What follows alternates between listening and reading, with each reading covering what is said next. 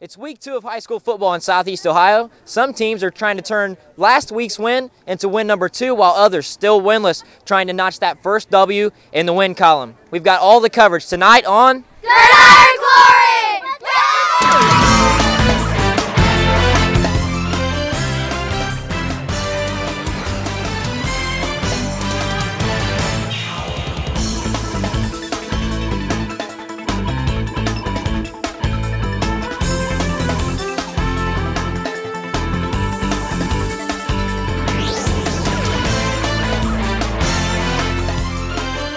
Hey, welcome back into Studio A, everyone. I'm your host, Joseph Payton. You know, it may have been a little chilly and wet outside tonight, but now you can just settle into your couch and enjoy all of the action from across the area. Now, last week, we got our first taste of an FAC versus SVC matchup, but that one was just the appetizer. Tonight, we took a trip to Unioto for the main course. FAC reporter Blake Baker weathered the crummy weather and is here to run it down for us now. Yeah, it was definitely a football night in Ohio, that's for sure. And really, it was a wash from the very beginning. The Shermans topped their offensive performance from last week, while the Tigers are again left with more questions than answers moving forward. And it was rainy, it was windy, it was cold, it was muddy, but you know what? Champions know how to handle adversity, and someone's got to ring that victory bell. In the middle of the first quarter, that's Jamarcus Carroll for Unioto taking a sweep off the right side. He makes a few guys miss and puts this one in a spin cycle, rinses off 5 more yards. We'll call it 24 yards total, and he's giving it up to Dalton Poole a couple plays later. He's going to hop a defender, and he loses the ball, but that's okay. He crossed chalk beforehand, so we'll call that a touchdown. 7-0 in favor of the Shermans. So now McClain is looking for answers on their side, and they give it to Darius White, who makes 1, 2, 3 guys miss with an arm tackle 29 yards deep in that Unioto defense. But that drive would eventually stall out. They turn it over on downs, and Unioto's got another chance to work, and work they do. The juice is loose once again. I'm talking Jamarcus Carroll, a 60-yard sprint to that colored turf. That makes it 14 yards, and you know what? Celebrate, big fella, you earned it. So McClain has got to answer this time. They're looking for something. They go for it on another 4th down, and Justin Osborne, an ill-advised pass over the middle. That one finds a purple jersey. Sometimes they wear the purple, but not tonight. So Nehemiah Feltz on this play. Unioto makes its way back down to the goal line. Feltz is wide open and an easy 10-yard touchdown. That would make it 21-0 at halftime. They take that lead, and they balloon it up to 42 before McClain scored again in the 4th quarter. They make it 42-6. Another lopsided loss for the Tigers. That's right. You know, McClain, they suffer another big loss this week, as we just saw. But did they at least move the ball better around this time? Yeah, 100%. They moved the ball better. They definitely put together some strength and nice plays that gained positive yardage, and they couldn't say that a week ago. You saw the 29-yard play from White. You're looking at a nice conversion on a 3rd down from Osborne to Landry Gray, but they just couldn't keep up with the Unioto's firepower. They didn't have those big plays to build on. And when they did manage long drives, nothing came of them. They came up dry on 3 4th downs in the first half. They went for all of them and came up short. So they showed some better playmaking ability overall, but ultimately they just couldn't match what Unioto was doing on the other side. And you know, on the other side, Unioto's offense, they blew them out of the water. What did their game plan look like to you? Everybody that we expected to make an impact made an impact, and it was a matter of getting them the ball in space. They ran a lot of that off-tackle offense tonight, and with the good athletes in the backfield, they pounded that defense until it broke down. It was really the Jamarcus Carroll show. The speedster played the role of the centerpiece tonight. He had some big-time gains, many of which on the touchdown drives. And Gabe Fisher at quarterback position had another great week. He's a good athlete. He's hard to bring down. And you saw Dalton Poole score a touchdown. Nehemiah felt the same way. They had some solid carries tonight, carried a good load. And the Sherman's offense had some really good variety tonight. The off tackle, they had some passes thrown in there. They did the jet sweeps. They really kept the Tigers' defense on their toes. You know, we've talked about the offense, but Unioto's defense, they were the talk of the pregame, but we haven't mentioned them yet. Yeah, they certainly played a huge part. But it wasn't last week where they caused the constant disruptions and turnovers. That was the impact they made. This time it was different. They got off the field at the most critical times, and they helped to win the field position battle, which in the end went even further than the turnovers would have. Hey, I feel it, man. The turnaround is coming. It's just a matter of time. Blake, thanks a lot, my man. Now, here at Gridiron Glory, we know that one of the best ways that we can connect with all of you at home is through social media. We're pretty much everywhere you are in the social media world, and one of our best tools is our Facebook account. Go over to the Gridiron Glory Facebook page, give us a like. We link all of our online content on our Facebook newsfeed. That way you can check it out for yourself. Recaps, previews, feature stories, it's all right there for you on the Gridiron Glory Facebook account. Now moving over to the MVL, the Philo Electrics, they made the move to Cookeville tonight to take on the Ceramics. And we had MVL reporter Scott McDonald also make a move. He was at the game tonight, and he now joins us from Zanesville. Thank you, Joey P. And we'll call this game a bit of a coming out party for Philo's quarterback, Isaac Gill, who looks like a seasoned quarterback and not someone just taking snaps for the second time in his career. But like everyone has said, the cold and rainy field conditions didn't really play a part, as Philo was still able to convert on their big plays. And out of the gates, Gill with an 18-yard sweep to the left, and then a few plays later, Gill from 11 yards out fakes the handoff, bootlegs, leaps over the defender. Yeah, he's been there before. 7-0 early Philo, and we've seen the damage his legs can do. But what about his arm? A perfectly placed ball to Cole Smith down the middle, 28-yard touchdown. That makes it 14-0 in the first. And here is that man again, Cole Smith. Jet sweep, 3 yards. He's going to flip to the ref. He knows how to handle touchdowns. But when it rains, it pours, and Philo was laying it on thick to the ceramics. The blocked punt rolls into the end zone, a dog pile for the ball, and of course, Philo recovers for the special team score, 28-0 late in the second. But even the broken plays were going the Electric's way. A botched snap turns into an 11-yard rush up the middle by Gill, and then here comes the sweet, sweet icing on the cake. Gill, up the middle, shows off the pure speed, and you can try to catch him, but much to no avail. 52-yard scamper by Gill makes it 35-0. And Cookeville did, however, score some garbage time touchdowns to make it a better-looking score. But in the end, Philo takes this one, 42-20. So, Scott, Philo, they get the W tonight. First question for you. We saw a lot of Isaac Gill in those highlights. What did he show you offensively? Well, Joey P., this is a performance that's going to get his confidence going, if it was ever lacking in the first place.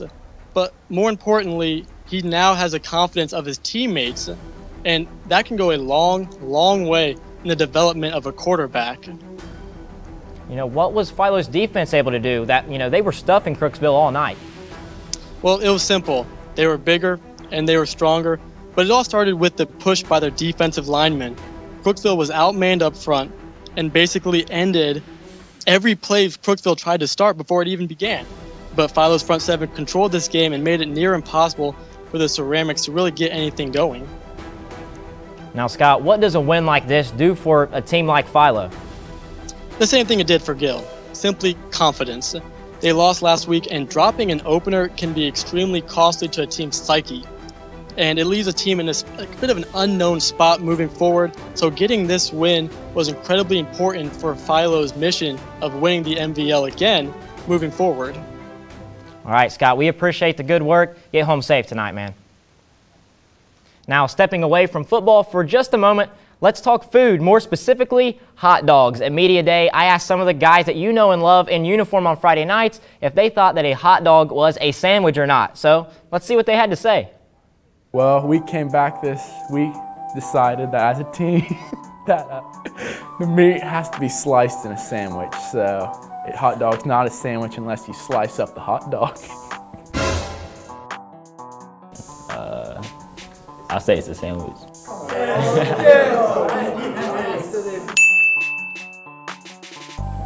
The bun, it only has one bun, and the sandwich has two pieces of bread. All right, in a rudimentary sense it is, because there's a bun and meat in the middle, something in the middle, some sort of ingredient in the middle. That's what makes a hot dog a sandwich. That's what makes anything a sandwich. No, it's the way you hold it. A sandwich, you gotta be able to hold the sandwich with two hands. Like a hot dog, you can hold it with one.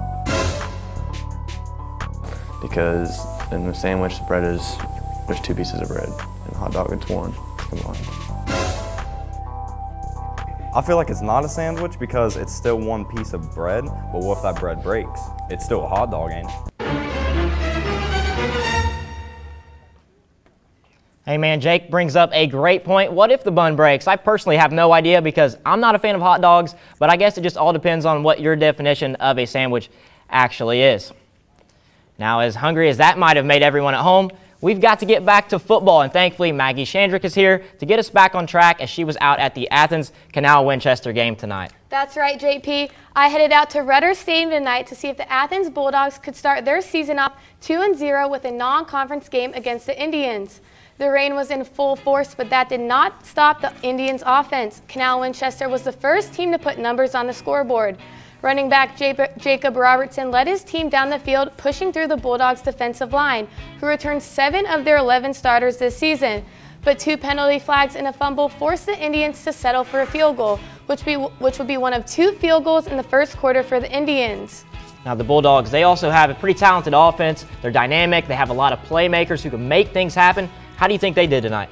The Bulldogs have a lot of different players to go to on offense. Trace Albin had 2 touchdowns in the first half, one being an 84-yard catch from quarterback Clay Davis, which kept Athens in the game early. But turnovers were the main reasons the Bulldogs struggled.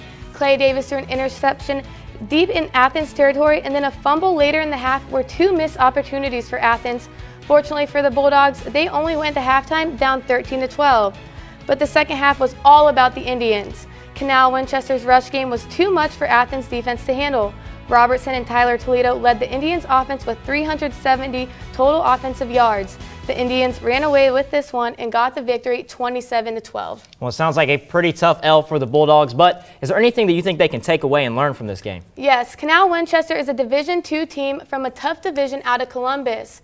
Playing a team from a bigger school is a great way to play a more competitive game. You always hear the slogan, you learn more from losing. So I think this game was a great opportunity for Athens to figure out what they need to do before conference season begins. Sounds like it. You can always take away some positives. Maggie, thanks for the good work. Now it's time for our tweet of the week.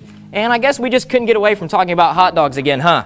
At Luke_Chapman3 says, if you say it's a sandwich, then you're wrong. We heard from my man Luke earlier in the show, and listen, you can tell this is something that is close to his heart. He brought great analysis for us on camera regarding hot dogs, and as you can see, he's politicking for his hot dog opinion on Twitter as well. Hey, we may never solve this age-old question, but just ask Luke if you're ever in doubt. Thanks a lot for the tweet, my friend.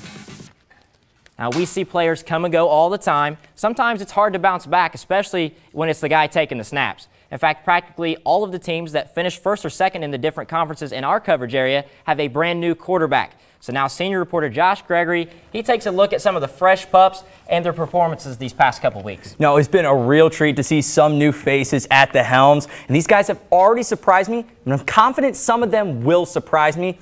But it's no surprise that the quarterback is a very essential part of the game. If your QB is good, the other offensive pieces generally mesh well and vice versa, but that's not to take away from how important every position is. Last year, we saw a lot of veteran gunslingers at the top of their conferences leave. Yeah, I mean, Clay Edler from Uniota, gone. Austin Harris from Zane Trace, gone. Nate Baker from Philo is gone, and, you know, these cats were the real deal, and just like their teams were. You said it. Hunter Edwards from NY is gone. They finished first in the Ohio. Isaac Huffman from Waterford is gone. They finished first in the Hawking.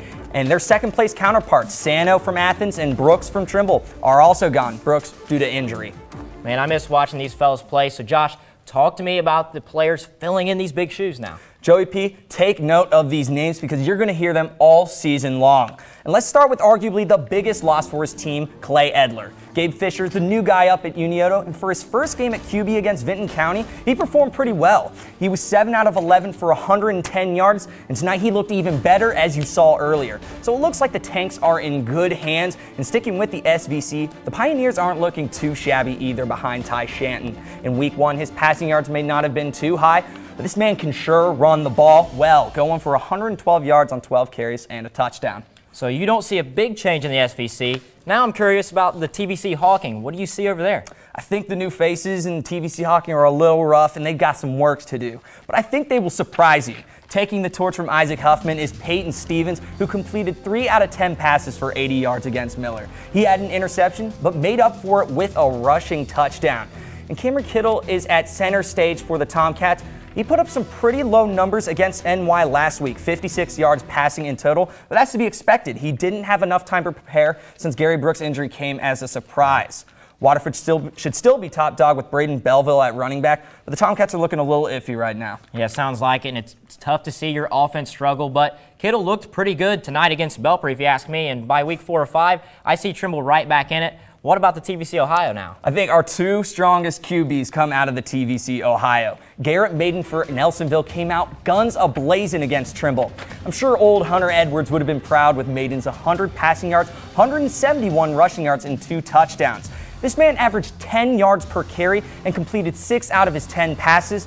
And right down the road in Athens, Clay Davis threw for 215 yards and 4 touchdowns against Warren. Those are some big numbers and most out of any quarterbacks on this list.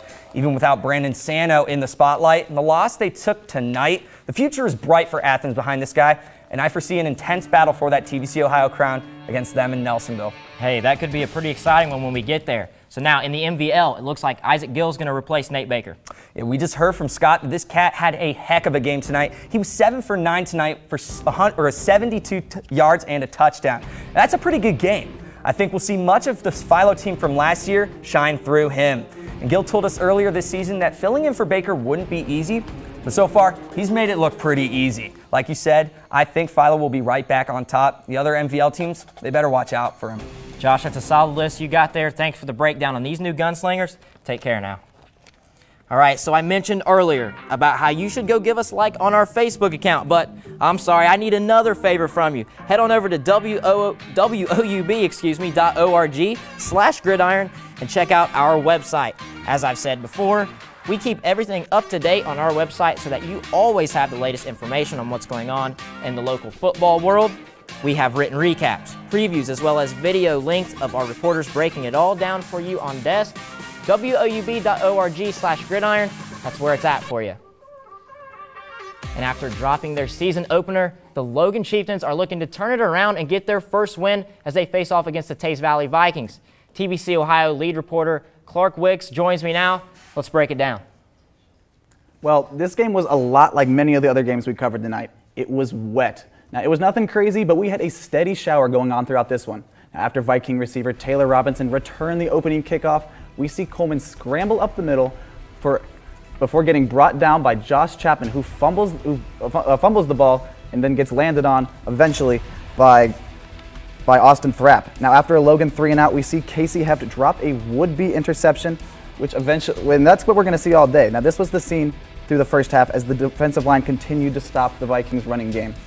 Now, Joseph, even though the ball is what your man Quavo would call slippery, we can see Coleman connect with his man Robinson as he goes down the sideline. He says, "Excuse me, please me," tiptoes his way in, 72 yards for the touchdown. He now leads 14-0. Both scores came from Robinson. Now, speaking of slippery footballs, we see Darren Henry drop this pitch from Coleman. Simon Rooker disrupts the play and stumbles his way on top of the ball. It's now 1st and goal for the Chieftain, and Rooker's play sets up his teammate Trevor Horner perfectly for this 3-yard touchdown run. Now, Logan brings it within 1 score. Vikings lead 14-7. Now, that gives Taze Valley plenty of time. They have 1:20 left, and that's too much time for Dylan Pennington as he runs this ball back all the way for the touchdown. 21-7 is your score at half, and they're going to go on, tack two more touchdowns on to give you 35-7 final score. All right, we appreciate that breakdown, Clark. So that's 2 straight double-digit losses for the Chieftains. Were there any silver linings in this game, or do you think it was mostly negative? Well, obviously, with this weather, it was going to be a tough night to move the ball through the air. Luckily for the Logan, stopping the run came second nature to them tonight. Now, although they lost by 4 touchdowns, I was incredibly impressed by Logan's defensive line tonight. When I talked to Coach Burke before the season, he told me that he was only worried about his defensive secondary unit.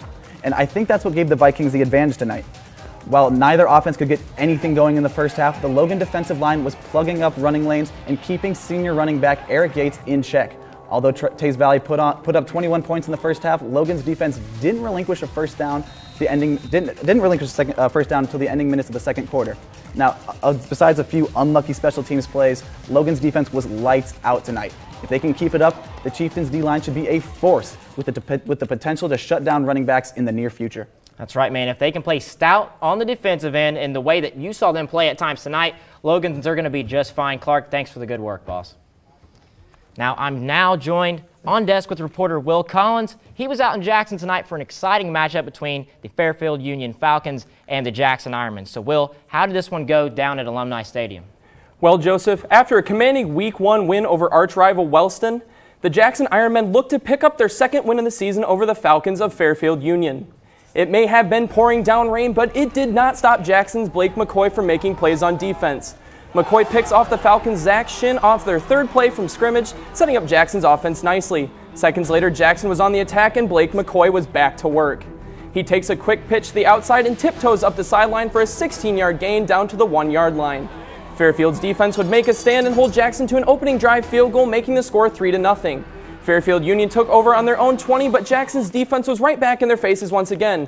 Quarterback Zach Shin would pull off a little trickeration and complete a throwback screen to Will Ogg for 7 yards. Shin would go on to complete one more pass before the Ironmen would force the Falcons to punt. Jackson would take over on their own 6-yard line and set to work. Blake McCoy would take this pitch and outside on 2nd and 6 and pick up steam, fumble the ball, but he would recover it himself for a 30-yard gain to end the first quarter with Jackson still up. Later on the drive, Blake McCoy would again get the call on a sweep to the outside and would leave every Falcon defender in his wake en route to a 32-yard touchdown. Jackson goes up 10-0. On the ensuing drive, the Falcon offense would come alive on a 14-yard pass from Zach Shin to Keaton Boyle. Later in the same drive, Shin would complete a critical pass to John LaRock for 9 yards, which would lead to this 18-yard touchdown pass from Shin to Ogg, bringing Fairfield Union to within 3 in this game, but Jackson was still up 10-7 at the half. Jackson would then go on to win this one 31-7. Good stuff there, Will. Tonight was what seemed to be a pretty easy win for Jackson, but tell me what they have coming up now. Well, Jackson has a lot to look forward in the coming week after stellar play on both sides of the ball tonight. They play Gallia Academy next week, their old SEOAL rival from seasons past. Jackson then looks to go on 3-0 next week and travel to Gallia Academy to square off with the Blue Devils. Man, that is an old-time, old-school rivalry right there. We appreciate the good work, Will. So check this out. Right now, at this very moment, our show is being live streamed on YouTube as we speak. If you ever can't get in front of a TV to watch our show, it's live on YouTube. All you have to do is go to the WOUB PBS YouTube channel. Not only is it live streamed, but we also post all of our highlights that you want to see and some of your favorite segments and stories. They get posted on there as well. YouTube.com, the WOUB PBS YouTube channel. Go check it out.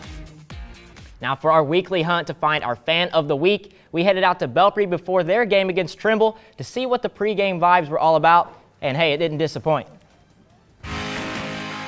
I am with Mary Jo here in the Belfry concession stand. She's going to tell us what the primetime meal is, one of the best sellers that they sell on Friday nights in this concession stand, so tell us what it is. Nacho Supremes. So what we'll do is show you how we make it.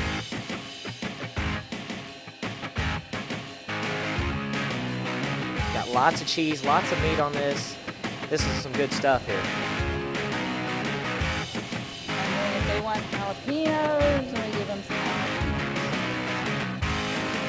And that's our big Nacho Supreme. Look at that. There you have it. That's the Nacho Supreme.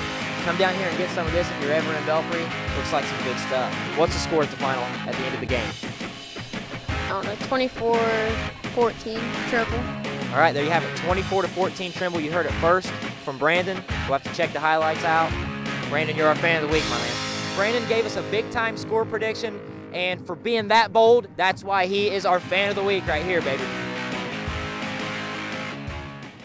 Hey, good stuff there from my boy Brandon. He came out bold with that score prediction, didn't waver at all, and in just a moment, we'll see if his prediction held up. So, you just saw our fan of the week. Now it's time to get you excited for our game of the week. Belfry and Trimble, they came into this one both winless and both hungry for their first W of the year. Number 71, Anthony.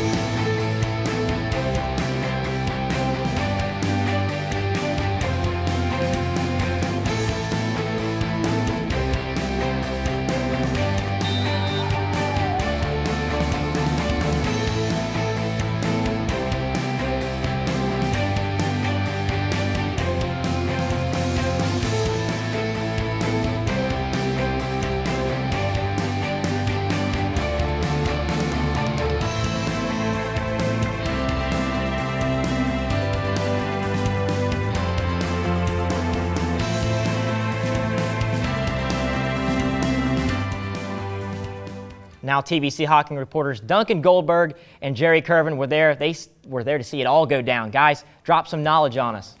Well, Joey Pete, this rivalry is historically dominated by the Tomcats, but it's a new year, so maybe some things were due for a shakeup? Maybe they were, Duncan, but it was doubtful.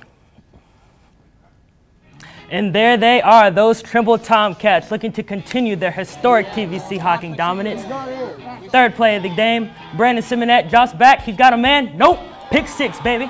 Cameron rollback goes in untouched, making it 7-0 Tomcats. And Belfry, they're going to try to get it going on their next drive, but again, another turnover by the Golden Eagles as Colton Wright is going to recover the fumble. Then the very next play, Connor Wright, he's going to take the ball and get the Tomcats to the goal line. And just 2 plays later, Max Hooper, he's going to take the ball in for his first TD of the night, making it 13-0. Next Trimble drive. Connor Wright takes the ball up the gut and rumble, young man, rumble, all the way to the 6-yard line. 2 plays later, Max Hooper gets his hat trick of the game, making it 25-0 for Trimble. They couldn't stop him. And that is basically going to put the nail in the coffin on the Golden Eagles as the Tomcats roll in this one 44-7. Here's a nice play from tight end Jack Naguki. And how about another sweet play for the Tomcats that reaches the end zone? As you can hear the away fans yelling, "Roll Cats!" And you know, we were standing there on the sideline of Belfry's all night long, and it just seemed like they didn't have the sauce tonight. They may have had the juice on some nights, but just no sauce tonight. Am I right saying that, Jerry? Duncan, the juice went bad tonight, and those 2 turnovers only sped up the expiration date. Belfry seemed defeated early. Their body language seemed disinterested. And when Trimble punched them in the mouth, instead of fighting back, they covered up. Well, clearly a dominant performance by the Tomcats in this one tonight, guys. Was there ever really any doubt in your minds that this would be close? Honestly, Joey P., I was nervous for the Tomcats, knowing that they were without a couple of key players in Gary Brooks and Dominic Pickett. But man, did they look good. Cam Kittle may just be a sophomore, but he looked so poised back there at quarterback that you would have thought he was a senior. And of course, that backfield of Hooper and Wright dominated all night long. And I know I'm looking forward a tad bit, but when they are able to get Tyler Roback transfer back to the backfield, it's only going to get them stronger. If they can continue winning and giving Kittle confidence and time to grow, man, watch out. Well put, Duncan. Trimble's offense certainly bounced back tonight, but it was that defense that made a scrumptious poultry dinner out of Belfry's offense. And it started up front. Brandon Simonette was out there running for his life because the Tomcats were coming left, right, and up the middle. Trimble played nasty tonight, laying power bombs, RKOs. I think I even saw a German suplex in there. It wasn't pretty, my friend. 44 points is nice, but so were those 3 touchdowns by Max Hooper. But defense wins championships, and they brought the D to Belfry tonight. Yep, yeah, they definitely did, guys. Definitely did. We appreciate the great work. Thanks a lot. Now, with all of the big games we had this week, naturally, we had some big plays. We took a look at all of our highlights and narrowed it down to our top 3 plays of the week. So let's roll them for you. Number 3 takes us out to Belfry. Let's have a look. Brandon Simonetti of Belfry. He's going to drop back, tries to find a receiver, but Trimble's Cameron Roback says, nope, we'll be seeing you, Bubby. Pick 6 for the Tomcats. They absolutely rolled tonight. We just heard that from our guys over there on side set. Now on to number 2 in the Plains. Fridays are for the dogs. Clay Davis sends it. Trace Alvin goes over the top of the receiver, of the defender to make the grab. Randy Moss-like straight cash homie. Down the sideline, 84-yard touchdown. Randy, he'd love it. Now number 1, our top play of the week at Logan. Late in the second quarter, Logan kicks it off and Taste Valley's Dylan Pennington. He says, you know what, I'm going to keep my receipt and I would like to return this. Taste Valley's second kickoff return of the night as he just hoops it down the sidelines right there. Big stuff from him. All right, we've now ran through all of our Week 2 football coverage for you. Tonight's games are all said and done, so let's go ahead and check out what's on the menu for Week 3. Leading us off, we've got Brandon Malfmer and the Chillicothe Cavaliers at home against Marion Franklin. The Megs Marauders travel to Logan, and Adena, they'll be over at Wellston. Say, hey, that wraps up tonight's show. Remember, we'll see you next week. There's nothing better than Friday nights and Gridiron Glory.